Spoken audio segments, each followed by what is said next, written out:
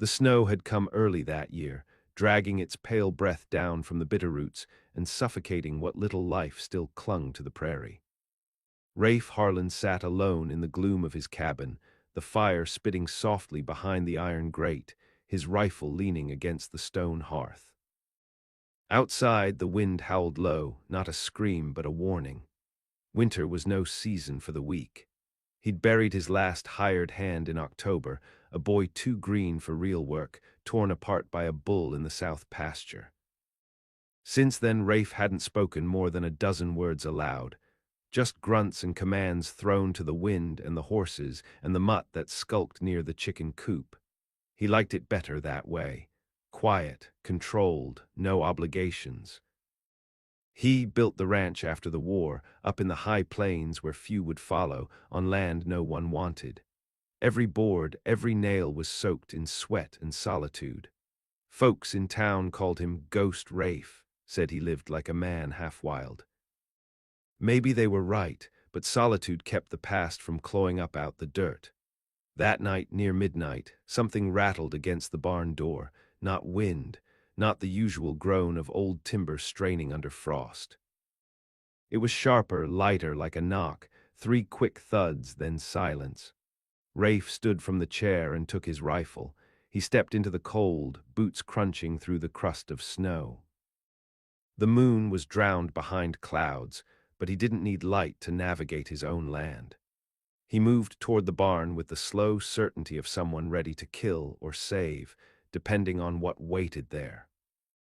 The door creaked as he swung it open. She was crouched just inside, spine curled around something small. Her coat was torn, soaked through, one sleeve hanging by threads. Her hair was matted, iced at the ends. And in her arms, wrapped in a fraying wool blanket, was a baby.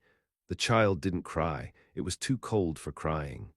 Rafe stared at her, the woman's eyes wide and wild in the dark. She didn't speak. She didn't beg. She just turned her body slightly, shielding the infant with what little warmth she had left. He could have turned her away. Could have told her to go find shelter in town, 13 miles downhill and past the river, now frozen to jagged ice. But he didn't. He knelt, brushed snow from her hair, and said only one thing: inside. She didn't move at first. He reached for her, slow and careful, and took the baby from her arms. It weighed nothing, a slip of a thing. He turned back toward the cabin without looking to see if she followed. He knew she would. Hunger and cold made even pride an afterthought. Inside, he stoked the fire and laid the child on a wool blanket near the hearth. The woman collapsed not far from it, her legs giving out beneath her. Her lips were cracked. She reeked of sweat and wet wool, and something underneath that, blood. Rafe fetched a tin cup of water and held it to her mouth. She drank like a dog, gulping fast, eyes never leaving the baby. "What's his name?" Rafe asked. She shook her head. "Yours." Nothing. He waited. When she still said nothing, he stood and fetched dry clothes from a chest in the corner. A shirt, a pair of old trousers cinched tight with a rope. He left them near her feet. By morning she'd bathed, changed, and sat wrapped in a wool blanket beside the child. Her eyes, pale green, were sharper now. Watching him with a kind of animal wariness. Not fear, not yet trust, just calculation. "My name's Rafe Harlan," he said. She didn't respond. He glanced at the baby. Its cheeks were flushed now with warmth, breath even. "You need a name," he muttered, mostly to the child. She stirred. "Her name's Mercy." He turned. Her voice was low, rough with disuse. "And you?" he asked again. She hesitated. "Call me Elsie." He didn't press. They were names enough for now. Rafe didn't want a family. He never had. But as the wind clawed at the windows and the fire drew shadows on the walls, he knew what had happened wasn't chance. That night, something in his life had shifted. Not like a door opening, but more like the crack of old earth under frost, slow and final. The kind you don't come back from. By the third day, she was steady on her feet, and the baby had begun to make sounds, soft coos that broke the silence like a bird at first thaw. Elsie moved around the cabin with the quiet purpose of someone used to surviving in borrowed places. She never asked for anything. She watched what he did and then did it herself. She chopped kindling with her back hunched to the wind, fetched water from the creek when the ice had softened just enough by midday. She held Mercy with the wariness of someone who'd learned not to count on permanence. Rafe let her work. He didn't ask questions, but questions circled him like wolves outside firelight. Where had she come from? What had she run from? And whose blood had dried in the hem of her coat? She said little. At night, she slept on the cot near the stove with Mercy curled against her chest. Rafe slept in the bedroom behind a latched door, but his ears stayed open. The baby's breath, Elsie's soft movements, the wind outside, all of it wound into the fabric of his dreams. A week passed, then two. He'd never let anyone stay that long. But the land was sealed shut under snow, and something in her presence settled the air. She didn't gossip or whine. She didn't look at him like he was broken. She just existed, like a tree you hadn't noticed until it bore fruit. One morning, Rafe returned from checking the south fence line to find a snare laid near the chicken coop. A rabbit dangled, freshly caught, still twitching. Elsie stood beside it, her hands bloodied from cleaning. "You've done this before," he said. She looked at him, shrugged. "Better than starving." They dressed the meat together. He didn't ask how she knew to tie a gut string that way, or where she'd learned to fillet a rabbit so clean it looked surgical. But he noticed. "That night over stew," she said, "my husband's dead." He didn't look up, just kept stirring his bowl. He was Mercy's father. That one died before winter came. Rafe didn't speak. She seemed to want silence more than sympathy. "He found us in the fall, said he'd keep us safe, promised food, a roof. I believed him. He didn't want a baby, didn't want a woman who talked back either." Her fingers gripped the tin cup, so tight it trembled. "When he hit her, I knew I'd kill him." That was all she said. She sipped her water. The fire cracked. Rafe didn't ask if she'd done it. He didn't need to. There was a calm in her voice that only came from finality. "I don't want charity," she added. "You're not getting it." She nodded as if something between them had been settled. After that, she worked like she belonged, cleaned out the old tack room in the barn, and moved some of their things there. Not away from him, but toward something sturdier. Every action she took, every step, was deliberate. Rafe started thinking in twos instead of one. He caught himself doubling recipes, cutting more firewood than usual. He built a cradle for Mercy out of scrap oak and birch bark and left it outside her door without a word. The next morning, he found it filled with quilts. When a blizzard tore down from the north in late January, it tested every corner of the ranch. Rafe spent 2 days digging out the livestock, melting snow for water, and nailing tarps over the weakest parts of the barn roof. Elsie never slowed. She wrapped Mercy in layers of wool and strapped her to her chest while hauling feed sacks from the cellar. When Rafe's hand blistered open from the shovel handle, she wrapped it without comment, tying the bandage with a firmness that burned. "You're stubborn," he told her once. "So are you," she said. It wasn't affection. It was something older than that, respect. After the storm, she found a calf frozen to death in the north pasture.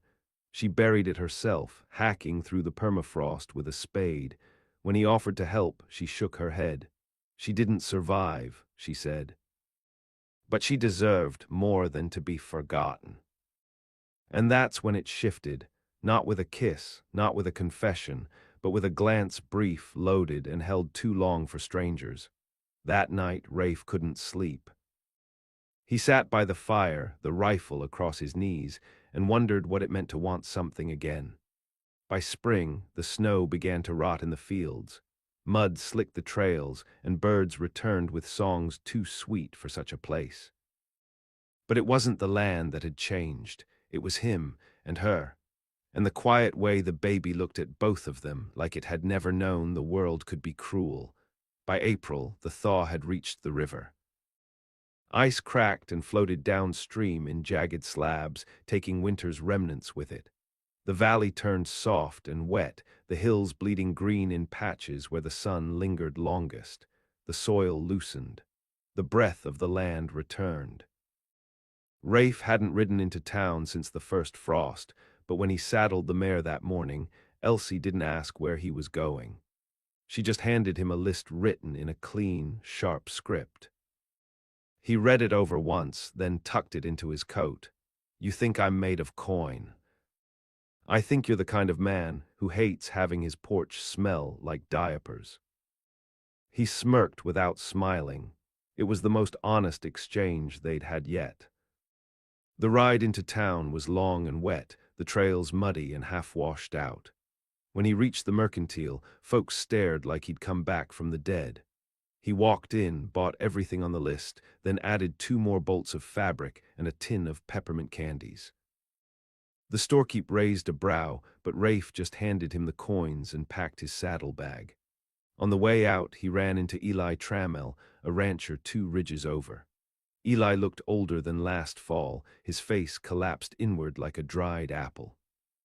"Thought you sold out or froze to death," Eli said.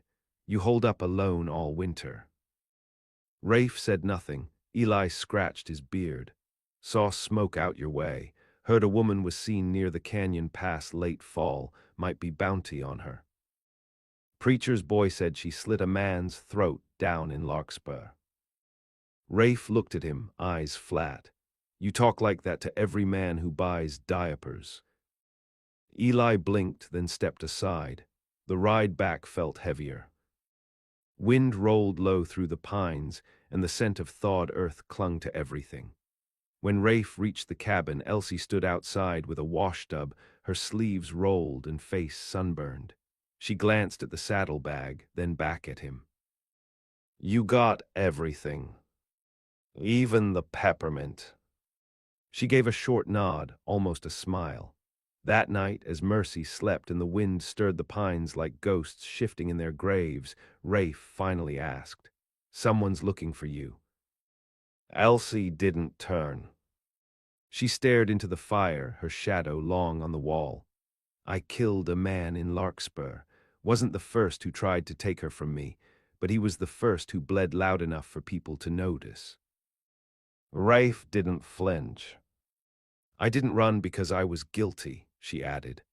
"I ran because I knew how men like him are remembered. He was a merchant's son. I was the woman in his bed." She turned then, slow and sure. "If they find me, they'll hang me. And they'll say Mercy was his, but she's not. She's mine, all of her." Rafe stared at her. "What do you want me to do?" "Nothing." But she was lying, not asking for protection, but hoping for it all the same.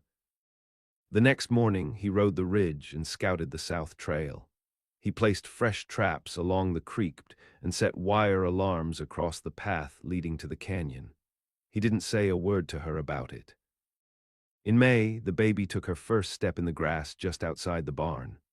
Rafe saw it from the porch, saw the way Elsie clapped once, silent but fierce, like that little step had punched a hole in every hard thing they'd lived through.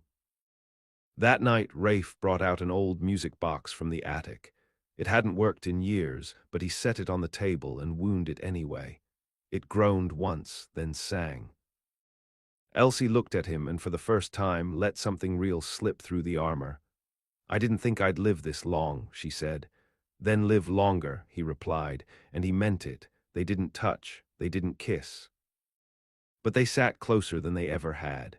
No words, just fire, wind, and the music box turning its slow, sad tune. Outside, the prairie bloomed. And for the first time since he'd buried his past under dirt and silence, Rafe Harlan let himself believe in something that couldn't be bought, built, or buried. A life not just survived, but shared. Summer brought its own trials. The well dried out once in June, and a black bear tore through the east field before Rafe shot a warning into the trees. The heat came hard and sudden, baking the soil, splitting fence posts, and turning the hills to gold. Grasshoppers stripped the lower pasture by July, and Mercy caught a fever that left her slick and shaking for 2 straight days. Rafe didn't sleep during those nights. He sat beside her, pressing cool cloths to her neck, watching the rise and fall of her breath like a man waiting for a verdict. Elsie moved with a grim steadiness, boiling willow bark, whispering songs that didn't rhyme. Her hands never trembled. When the fever broke, Rafe stepped outside and vomited in the dirt from relief. They didn't speak of it after, but Mercy started reaching for him more often, tugging at his trousers when he passed. Holding her arms out, demanding to be lifted, he never said no. The ranch needed mending, so did the fences. So did the space between what they were and what they were becoming. One evening, Rafe returned from the far paddock to find Elsie on the porch, cleaning his rifle. Not out of curiosity, but familiarity. Her fingers knew what they were doing. "I used to hunt," she said as he approached. "Before Mercy." "Before all of it." He nodded. "You shoot." "Well enough to bury a man." She said it like someone discussing weather, a fact, not a threat. That night he handed her his Colt, not as a gesture, as a test. She took it, spun the cylinder once, checked the chamber, then handed it back. "I'm not scared of what's coming," she said. "Neither am I." They were wrong, they were both afraid, because in August the first stranger came. A rider, lean and dust-covered, passed the ridge line just before sundown. Rafe saw him from the barn loft, watched the man pause at the forked pine, glance toward the cabin, then keep riding east. Didn't stop, didn't wave. But he saw them, that was enough. Rafe built a second gate at the edge of the trail and laid broken glass under the windowsills. Elsie didn't ask why. She simply doubled the watch.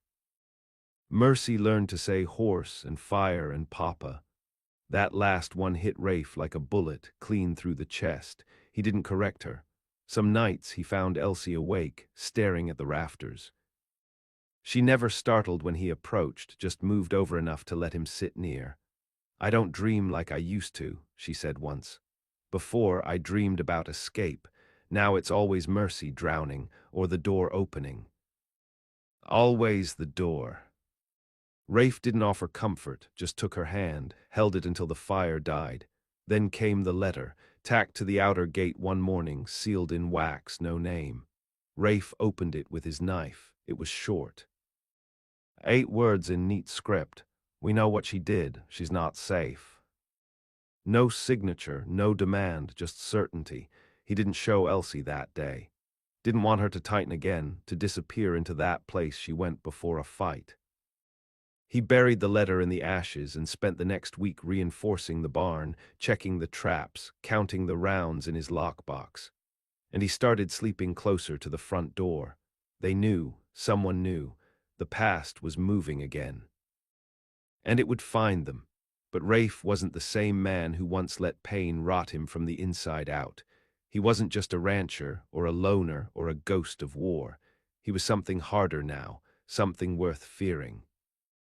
Because he hadn't wanted a family, but they'd made one anyway, and he would burn the whole prairie before letting anyone take it from him.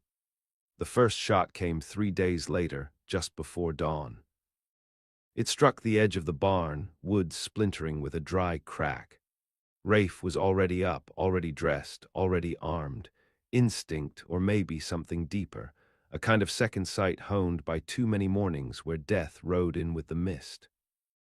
He stepped out slow, rifle raised, eyes scanning the ridgeline. A flash of movement in the trees, one man, maybe two, the kind who didn't leave names or graves behind. Rafe fired once. Missed, but it was enough to scatter them. Enough to buy time. Elsie was waiting when he came back inside. Mercy was curled under a blanket behind the hearth, oblivious. Elsie already had her knife strapped to her thigh, her boots laced, her coat in hand. "They're not bounty men," Rafe said. "No badge, no signal shots." "Then who?" "Maybe the one she killed had friends." Elsie nodded once, sharp. She didn't ask him to run. She didn't ask to hide. She just looked him in the eye. Then let's prepare. The next 2 days were a storm without thunder. They boarded the lower windows, moved Mercy's bed into the pantry, reinforced the front door with steel rods Rafe had once used for cattle fencing. Elsie cleaned every weapon in the house, loaded the pistol, sharpened the long knife she never let out of reach, and they waited. The second attack came at night. A bottle arced through the darkness and shattered on the porch, flame licking up the railing. Rafe was already there, stamping it out, cursing low. A rifle cracked from the trees. He dove, rolled, returned fire. Elsie moved through the cabin like a storm, got Mercy down into the root cellar, covered her with flour sacks and blankets. Whispered something to the child, something soft, then came back up with her blade drawn. 2 men breached the side door. One caught Rafe's boot in the dark and fell. The other wasn't so clumsy. Elsie met him in the narrow hallway. Her blade slid under his ribs, dragged up then out. She didn't scream, didn't blink. Rafe finished the other with the butt of his rifle. Blood soaked the floor. He looked at her, breathing hard. Elsie stared at her hands. "I told you I wasn't scared," she said. "I am." He didn't mean fear of death. He meant what she had become, what they had become. By dawn, they burned the bodies, dragged them out to the gulch, stacked them like cordwood. Rafe said a few words, not prayers, just truths. They waited again. Nothing came the next day or the day after. But on the third day, a figure rode up slow. Alone, no weapon drawn, Rafe stood in the yard, rifle loose in his hand. The man dismounted, a thin, pale thing, city-born by the look of his boots. "You Rafe Harlan?" he asked. Rafe didn't answer. The man reached into his coat. Rafe cocked the rifle. The man froze. "Just a letter," he said, voice shaking. "Please." Rafe took it, tore the seal open. This time the words were longer, measured. She was promised. She was paid for. The child was a bonus. You keep her, you answer for it. We'll be watching. No name, but it didn't matter. He crumpled the letter and threw it into the fire pit. When he turned, Elsie stood at the porch, holding Mercy, her face unreadable. "They're not done," she said. "No." She looked down at the child. Mercy reached for him. "I won't run again," Elsie said. "Not even if it kills me." Rafe stepped forward, touched Mercy's hand. "You won't have to." Because it wasn't just about survival now. It was about defiance. About drawing a line that no one would cross without bleeding for it, and if blood was the price of keeping what he had, then let it rain. The waiting changed them. Days turned to weeks, but no one else came. The trees stood still. The trail stayed empty, but still the threat pressed in, thick as fog. Rafe no longer left the ranch without circling back twice, listening for branches snapping wrong or wind whistling sharp through hollow things. Elsie trained in silence. She set up targets behind the barn and taught herself to fire Rafe's Winchester. Her grouping was tight by the second week. She moved like someone who'd been hunted and refused to be prey again. Mercy grew restless. She wanted the hills, the open sky, the freedom of forgetting. But freedom had rules now. Rafe built a fenced yard between the house and the barn, set a bell on the gate. Mercy learned to stay within its bounds, though she'd eye the woods with quiet, curious defiance. "I'll never let her grow up afraid," Elsie whispered one evening. Rafe watched the girl toddle toward a beetle in the grass. "Then we don't let them win." "But what if they come back?" He looked at her, then at Mercy. "Then we kill them." Elsie didn't smile, but something in her face relaxed. That summer they found a rhythm, not peace, but something close enough. Rafe expanded the corral, started working 2 wild colts he'd thought to sell, but now trained for riding, just in case. Elsie began carving small animals from driftwood, teaching Mercy to hold a knife and shape without fear. The land accepted them, crops took root. A calf was born without trouble. Even the chickens laid more than they had in 2 years. Then one morning in early September, the dog, silent since winter, began to bark, not frantic, intentional. Warning, Rafe stepped outside, rifle in hand. At the tree line, 4 riders sat still, dark coats, straight backs, weapons not drawn but visible. The man in front lifted a hand. "We're here for the woman," he called. "No blood if you give her up." Rafe didn't answer, just stared. "She was bought," the man continued, "by name, by coin, by right." Elsie stepped beside Rafe. Her hand rested on the revolver at her hip. "No one owns me," she said. The man smiled. "That child ain't yours. She's ours by law." "There's no law out here," Rafe said. "Then we take her by force." Rafe nodded, slow. "Try." The riders didn't move, not yet, calculating risk, scanning the slope behind the barn, counting shadows. Rafe knew they'd come at night. He was ready. They made the cabin into a fortress. The windows were sealed, the doors double-barred. Mercy was tucked in the cellar with food, water, and her mother's voice humming lullabies above the trapdoor. At dusk, Rafe lit no lamps, just waited, rifle in hand, knife at his belt. Elsie beside him, her face pale and calm. When they came, it was fast. Quiet boots, silent signals, fire kindling at the edges to draw attention. But Rafe didn't chase the fire, he let it burn. The first man slipped through the kitchen. Rafe shot him clean through the chest. Another tried the back, met Elsie's blade in the gut. 2 more circled the barn, found the dog instead. It tore into one's throat before a shot rang out. The dog dropped, so did the man. Blood spread in the dirt. The final attacker, a man with pale eyes and long scars down his neck, burst through the front, holding a torch and a pistol. He aimed for Rafe, but Mercy's cry from the cellar froze him. Just 1 second, Rafe didn't miss. After silence, smoke, the smell of blood and gunpowder. Elsie knelt beside the dog, cradled its head as it died. Rafe checked Mercy, held her tight against his chest. The child stared wide-eyed but uncrying. Like she'd known this was always coming. They buried the bodies in a pit by the north fence. No prayers. Just stones piled high enough to be seen from the road. No one came after that, but Rafe still watched the ridge each morning. Because some debts don't die with the men who collect them.